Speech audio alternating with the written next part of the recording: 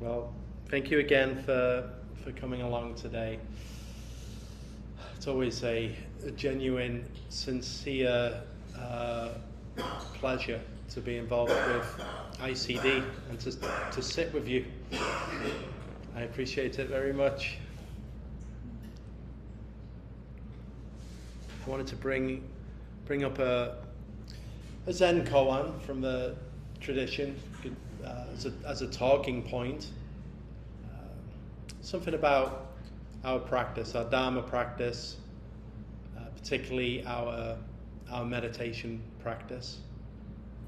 Felt very, very still in here for those 30 minutes. I'm sure, and for many of us sitting together, we've been sitting together for some years now, and that kind of embodiment of regular sitting practice. There's no shortcut for that. You know, just the like many things, it really is a practice. You practice it with regularity and some discipline. You stay with it through the ups and downs, and be hopefully somewhat consistent. Then that stillness and ultimately the equanimity of sitting practice, that really settles in, becomes realized, becomes much more embodied.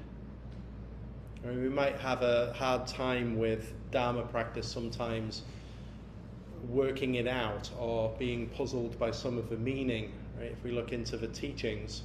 But that's really secondary.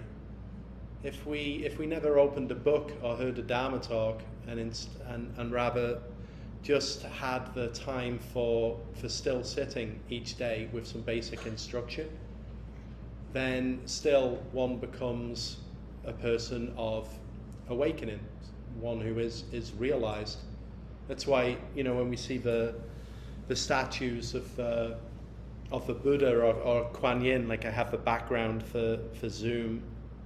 I think Ian created this background that has the Buddha and Kuan Yin. Then they're sitting, right? That's what Dogen said. That's the activity of Buddhas. Buddhas sit. So if we spend time sitting in stillness and wakefulness, being present, then that is the activity of the Buddhas and Bodhisattvas. That is a practice of awakening. You practice awakening. Awakening is the embodied expression. Right? It might not be as we expect or would like, or always shows up differently than we can imagine. In fact, the Zen teacher Dogen said, when you become enlightened, you don't say, "This is what I thought it would be like." Right? that's yeah, and it's funny. That statement still makes us laugh now, like 700 years later after he wrote that.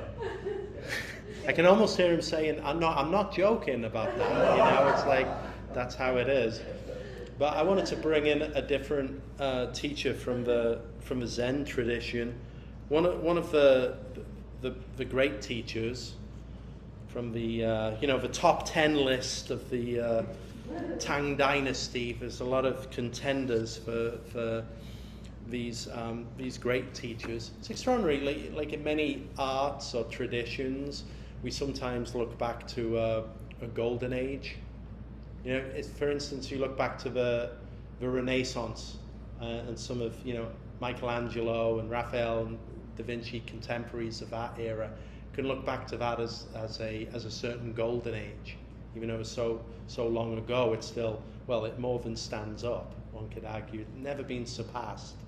In the same way, in the Zen or Chan tradition, the golden age lies really back in the far distant Tang Dynasty China and Song Dynasty China. So really the 9th century through 11th century was the golden age of Zen, the golden age of Chan. It's quite funny. It's just been in a steady decline ever since, like from yeah. So we look back to this record, and I'm going to bring up a koan from Master Eveyone, who's one of the great teachers. Quite a short koan. I should mention, or perhaps I'll remind, these Zen koans, the actual meaning of the word is legal precedent or public document. So this comes back from early China, where something that the local governor, or even all the way up to the emperor, decided this is what's up, this is the law. They would write it out on a board, and it would be posted at the entrance and exits of towns and villages. You know, it's that ignorance is no defense under the law. It would be written so everybody could see it. So koan has the implication of, this is a statement of Dharma principle. And so it's for everybody, and here's a precedent. You know, and if we might go beyond this precedent. You know, some teachers over the years would take these cases, and then they would add their own commentary. What's called a capping phrase in Zen. They would add something else to the case, you know, over time. Just like a legal precedent gets challenged and then maybe changed and added to, you know, maybe with too much frequency. Yeah. So this one from Master Eveyone, he says, everyone has the light. When you look, you don't see it. It is obscure. What is your light? No one answered. And he answered himself and said, the kitchen pantry and the main gateway. He also said, it's better to have nothing than something good. Which is a very kind of a famously cold statement from the Zen tradition. We'll get into that. We'll save that for last, right? Everyone has a light. Everyone has their own light, he begins with. When you look for it, you don't see it. It's obscure. So, when Zen came to China Zen didn't come to China. Buddhism came to China and would become Chan, or what we call Chan's translated in Japanese. It comes out as Zen, and it's easy for us to pronounce, so we don't need to translate it. And anyway, translating that word, it's quite difficult. What does Zen mean? But the practice of Buddhism, the key fundamental is the sitting practice, is meditation practice. It's said that I was reading about the life of the Buddha, what's known about that era, which is quite fascinating because there's a lot of scholarly debate about that era. Nothing was really written down. Most sources came much later, and then they have to compare those sources to other sources to try and arrive at something that hopefully would resemble the truth. But nothing was written down at the time of the Buddha.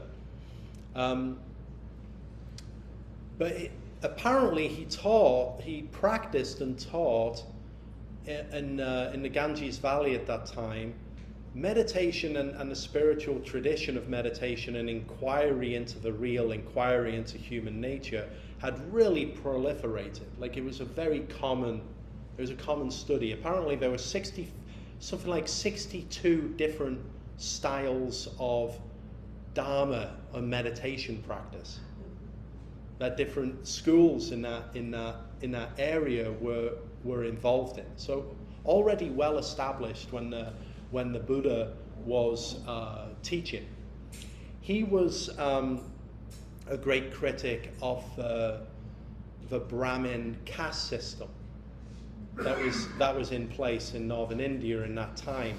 His clan were latecomers into the valley through the foothills of the Himalayas, and they were somewhat the new kids on the block and had some spiritual practices which weren't seen as conforming to the orthodoxy, which is, they still had elements of tree worship, apparently, in the right, and you see that in Buddhism, so like the Bodhi tree. There's a lot of kind of like metaphor, and some of these traces still kind of survive. He was very critical of our caste system. In a meditation practice, a lot of meditation practice is focused upon producing or realizing more positive states of being. We could put it that way, right? So we might come to meditation, that's still true today, basically in order to let go of stress, let go of the busy mind, and settle down and hope and nurture some peace and some stability of mind that comes from that. So we're all partaking in that in the practice, right? When we have our 30 minutes, if there is a qualitative shift from when we come in and sit, from between the bell strikes, something takes place. And over those 30 minutes, no matter all our personal kind of journey with that, which is often, like a kind of a roller coaster of, kind of ups and downs, but slowly and over time, there is a settling and a more connectivity, however we might describe that comes forward.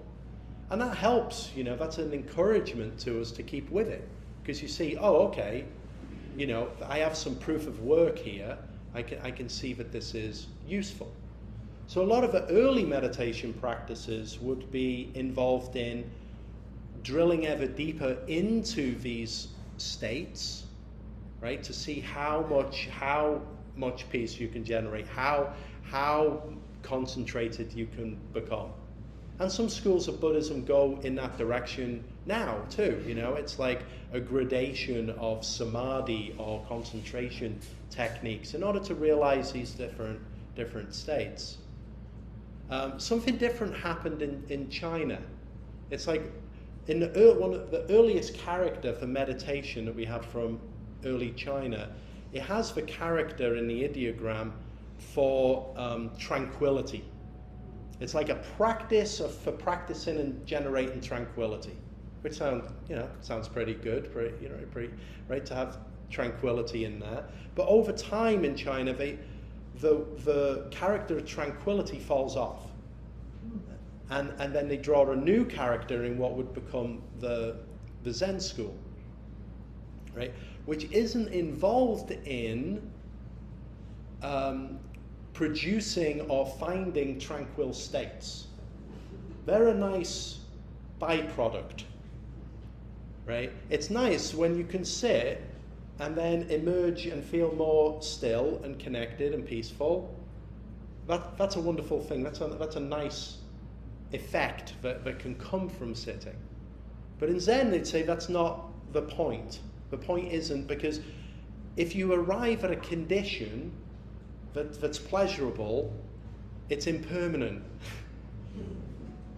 right? So you can't grasp it, you can't maintain it, you can't keep it going. Apparently, Maizumi Roshi, who was like the founder of Yokoji and my teacher's teacher, somebody who was a senior student, had a very deep experience of real samadhi, like a realization, some kind of enlightenment experience, and went to him and just said, I've had this deep experience, and okay, and there's some checking, and okay, that's great. It's like, if I can maintain this, will you give me Dharma transmission? Which means, would you acknowledge me as a teacher? If I can he said, if I can maintain this for a week, can you give me Dharma transmission? And apparently Maizumi Roshi said, if you can maintain it for a day, I'll give you Inka, which is final seal of approval in the Zen school, right? So it's like much more than Dharma transmit. If you maintain this for a day, knowing full well that no matter like what is some peace or realization that's found, if it's grabbed, if it's temporal, it's coming and going, like everything else. And we see that in the way that we live, right? In our days, I'm certainly on that kind of roller coaster, ups, downs, and in-betweens. So rather than just a strict focus on tranquility or entering deeper and deeper states, because, you know, there is, if I dare to be a little lean into it, like, it's borderline criticism of Buddhism. Hold on, do I want to go there? Yes, I do, right? It's like it was founded in a sense of not wanting to return to the world, right? It was born within a culture that saw endless rebirth as just being what happens in life. Like, we're going through multiple rebirths, coming around and around. That was the culture, and that was the worldview of the day. And the part of the goal of Buddhism was not to get off that wheel of samsara, to enter a final nirvana where you're no longer reborn into the world. And that always struck me as a little bit of a stop the world, I want to get off kind of thing, which I can understand.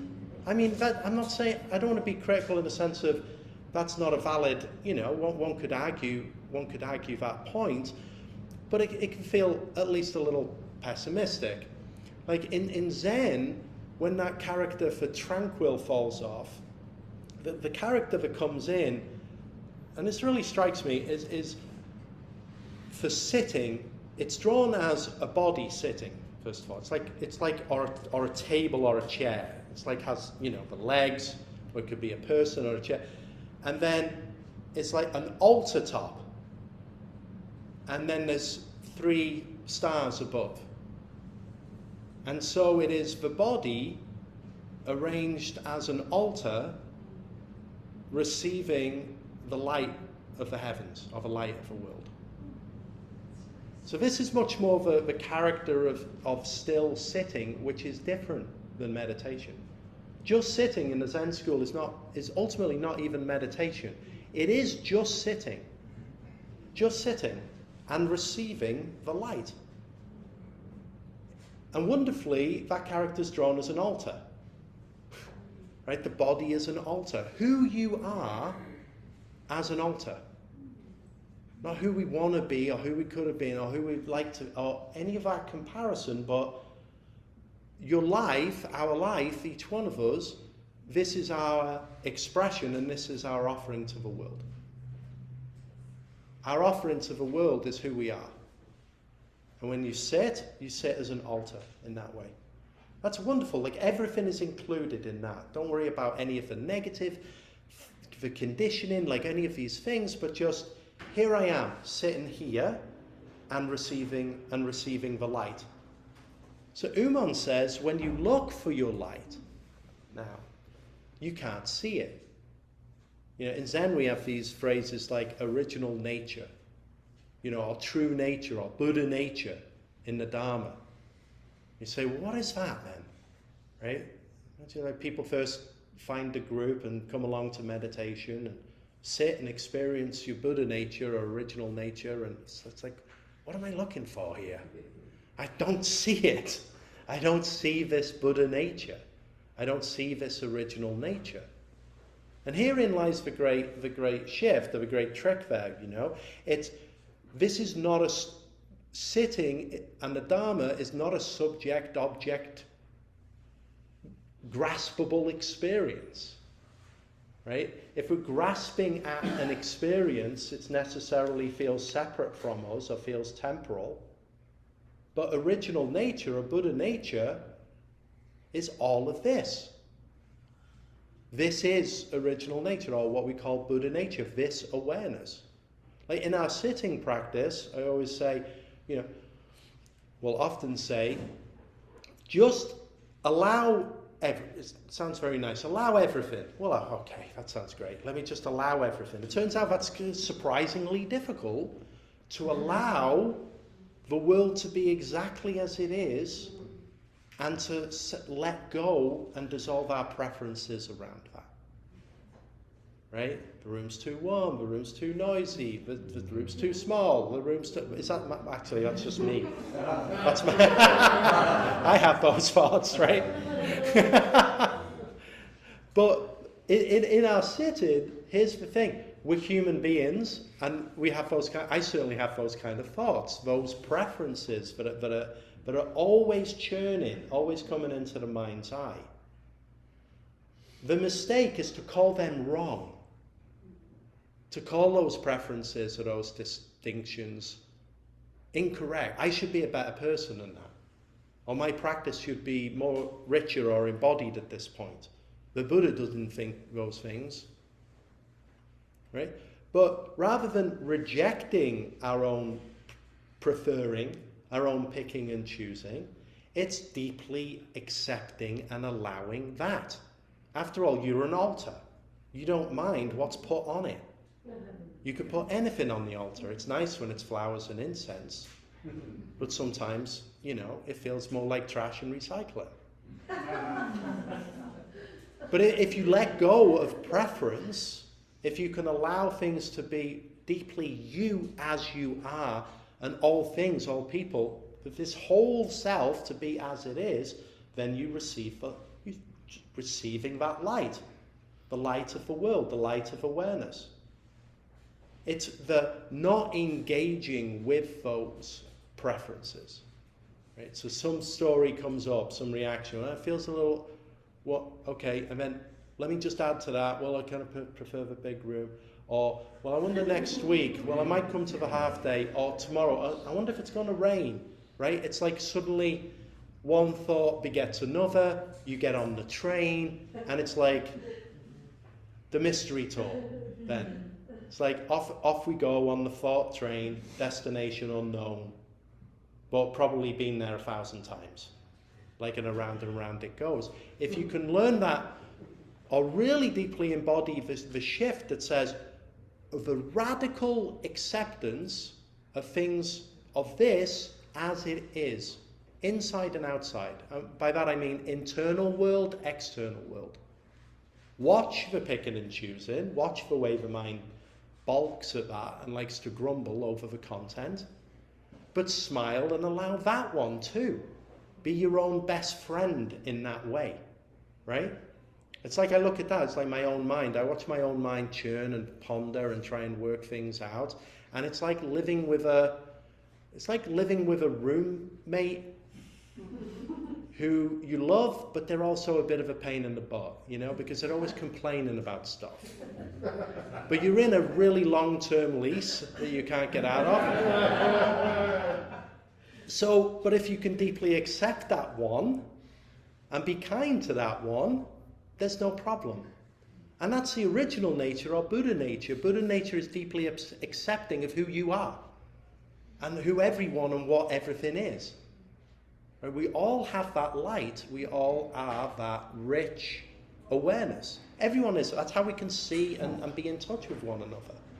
We're all expressed a little differently, uniquely, causes and conditions. But at the root, and I mean by the root, I mean this root, it's all the same. We are all the same. We all have that same awareness. But like the roots, you can't see the roots. It can't be grasped. When you look for it, it's obscured. We have this curious, dualistic, subject-object oriented consciousness. That's what we are as human beings. So everyone has their own light. When you look, you don't see it. Now he says, so what is your light? And again, no one answers. This happens a lot with Eveyone in his koans. He asks a question, long pause, and then he says something. And that must have just... So he answers, and he says, I wonder if someone ever answered, and he's just like, no, you're not supposed to answer. You just, I'm going to answer, it's rhetorical. What is your light? And he answered himself and said, the kitchen pantry and the main gate, that's your light. That's what a wonderful way to put that. It's like, what is the self? You know, we can very easily just be very myopic or like turned inward at trying to express what that is. Okay, if the self isn't my identity or my history or my name, or my relationships or my story, then the self must be something else of mine that I can't find. Like, what is for self? But if we sit here now, as we have been for the last hour or so, what is for self? And we can see the self is arranged, the self is here all around. It's all self. You know, he says here, the kitchen pantry, the main gate, he lived at a Chan temple. Like a Yokoji, we have that, you know, the main gate that you come in, and the kitchen and the pantry. So in that sense, quite similar. Here it's a little different. What is the self? The car park, Mount San Jacinto, the cloudy sky. You know, all around, people and things. It's all our life in every direction. You know, and that's very freeing, because, you know, it's difficult. I'm sure you'll agree, sometimes being a human being in the world. It's challenging, at least. Very hugely challenging at times. And when it's just me, I, small, feel separated, narrow, fixed, kind of, that's where the dukkha is. That's where the dissatisfaction is. But when we can realize our life much more in this broader context, involved with people and things, it's that kind of getting you out of yourself effect. Get out of yourself and into yourself, into the world. You know, finding our role, finding our place in that. And then, you know, Eveyone adds this wonderful line at the end, that it's better to have nothing than something good. Well, it sounds very counterintuitive. It's just like, ooh, I'd rather have something good, thanks, right? It's or what is it that you're calling good? Let me have a think about whether I want it or not. That's what we do as human beings, right? Let me kick the tires on this statement a little bit. Better to have, but that, you know, back to what I was saying about wanting to, if we were trying to produce tranquility, find concentration, find some kind of good conditions that last, good luck. They last for a while and then they move. If you've got something good, you have to maintain it, try and keep it, maybe defend it or stash it, right? Something good, if it's something. If it's something out there or something impermanent, then it can't be held. There's a lot of our work as human beings in the Buddha Dharma. You just see that we are creatures who are always grasping. Right? That's kind of just part of our human nature. We're grasping at things to try and hold on to things. Try and hold on to good things. Quite natural. And not grab hold of bad things. Yeah, makes sense.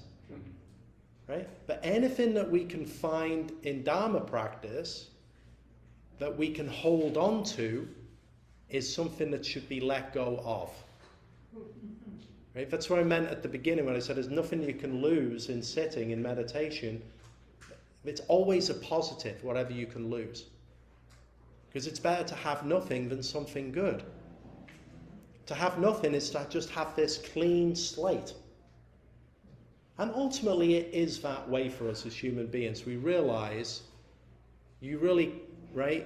We come into the world with nothing and we go out of the world with nothing. That's the nature of this, in this sphere of existence, this curious mystery we find ourselves in. You know? But it's an absolute statement here. Better to have nothing than something good. It doesn't mean literally, relatively own nothing or have nothing. It was the head monk who used to be at Yokoji when I first got there. He was going to leave after 10 years at the Zen Center, and he was going to go back to New Zealand, where he's from, Shinko, and there was a Japanese monk there at the time, and this monk asked him, what are you going to do when you leave? There's still some months ahead. And he said, I don't know. I don't know what I'll do, but the Dharma will look after me. He said, and he said that this monk said to him, that's true, the Dharma will look after you on the streets. So you may want to think about what you're going to do for a job. you know. And this came from this Japanese monk, like the last person you'd expect to say this. But again, if you like confuse that relative and absolute, well, the Dharma will look after me. Well, it will intrinsically, right? But relatively, there's some things we need to take care of. We need to pay some bills here, right? So it's not kind of like it's better to have nothing than something good. It's nice to have a few good things, have a few things, and to share those things, right? But in an absolute sense, hold on to nothing, which is really the way things already are. If you have nothing in the spiritual realm, then you've got everything, because the world's full. It's all yours. But if we cling to something and try and grasp something out there, then you've got something good. Again, we're going to have to let it go at some point. So more and more, like with my sitting practice, it really is that practice of stop, look, allow, over and over and over. Just stop the thought, you know, don't get on the thought train, don't argue with the content, things be as they are.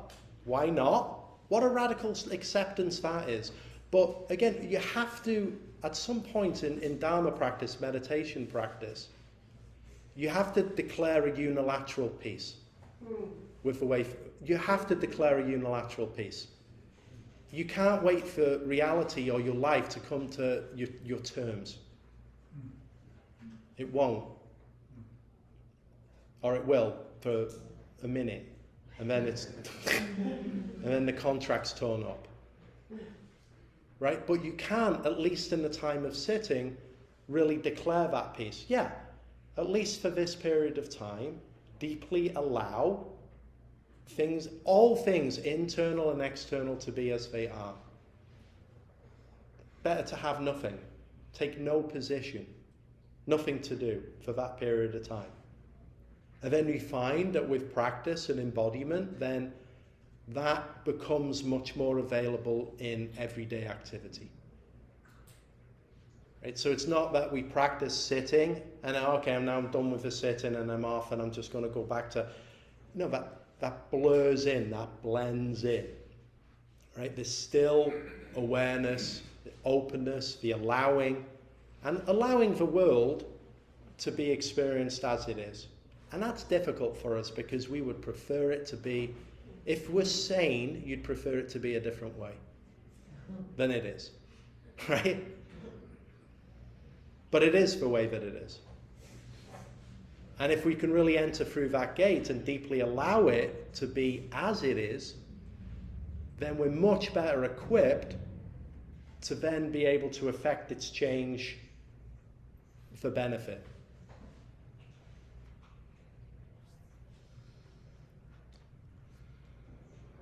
And I'll put it there with the koan. I'd be happy to open it up for any questions or comments, from reflections from here in the room, and also for Zoom. If anyone has any question, any comment. Okay, gone over a little bit, but thank you. Thank you. Yeah. All right. Thanks everyone for joining on Zoom. See you soon.